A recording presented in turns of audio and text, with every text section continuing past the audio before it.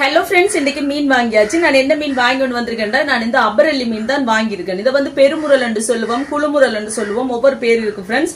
இந்த மீன் தான் வாங்கி இருக்கிறேன். நீங்க நியூஸ் பாத்தீங்களான்னு தெரியல, யாழ்ப்பாணத்துல பாத்தீங்கன்னா இந்த மீன் குத்தி வந்து ஒரு தம்பி இறந்திருக்காரு. இந்த மீன் இப்படி பாயுமாம், கடல்ல வந்து இது இப்படி பாயுமாம் ஃப்ரெண்ட்ஸ். அந்த பாயிற டைம் பாத்தீங்கன்னு சொன்னா தொழிலுக்கு போன ஒரு தம்பிக்கு வந்து கழுத்துல குத்தி இருக்குது. அது ஆழ்பமா பாத்தீங்கன்னு சொன்னா சுவாச குழாயில குத்துப்பட்டிருக்காங்க. நிறைய ரத்தம் வந்துச்சா. உடனே அவங்க கூட இருந்தவங்க எல்லாம் மண்டதீவுல கொண்டு வந்து இறக்கி அதுக்கு பிறகு ஹாஸ்பிட்டலுக்கு கொண்டு போன டைம் அந்த தம்பி இறந்துட்டாராம். ஜாழ்ப்பாணம் குருநகர்ல 5 மாடி கட்டிடத்துல இருக்கிறாராம் ஃப்ரெண்ட்ஸ். 2 பிள்ளைகளுக்கு தகப்பனாம். உண்மைக்கு நியூஸ் பார்த்தோன்னே கவலையா தான் இருந்துச்சு. அதுக்காக ஏன் நீ இந்த மீன் இன்றைக்கு வாங்கிட்டு வந்துருக்கீங்க நீங்க என்ன கேட்கலாம். இன்றைக்கு பாத்தீங்கன்னு சொன்னா எனக்கே தெரியாது. இன்றைக்கு போன டைம் பாத்தீங்கன்னு சொன்னா இந்த மீன் தான் இருந்துச்சு, குறைவா இருந்துச்சு. நீங்க காலையில பாத்திருப்பீங்க செட்ட நடத்தட்டுல, அவரு நான் இதை வாங்கிட்டு வந்தேன். நியூஸை பார்த்தோன்னே எனக்கு சரியான கவலையா இருக்கு. மீன் சாப்பிடவே விருப்பம் இல்லாம போயிட்டு ஃப்ரெண்ட்ஸ். எப்படி எல்லாம் மரணம் வருதுன்னு பாருங்க. எல்லாரும் ப்ரே பண்ணுங்க, அவட்ட ஆத்மா சாந்தி அடையணும்னு சொல்லி நம்பிக்கையாகவும் அந்த குடும்பத்துக்காகவும் ப்ரே பண்ணிக்கொள்ளுங்க.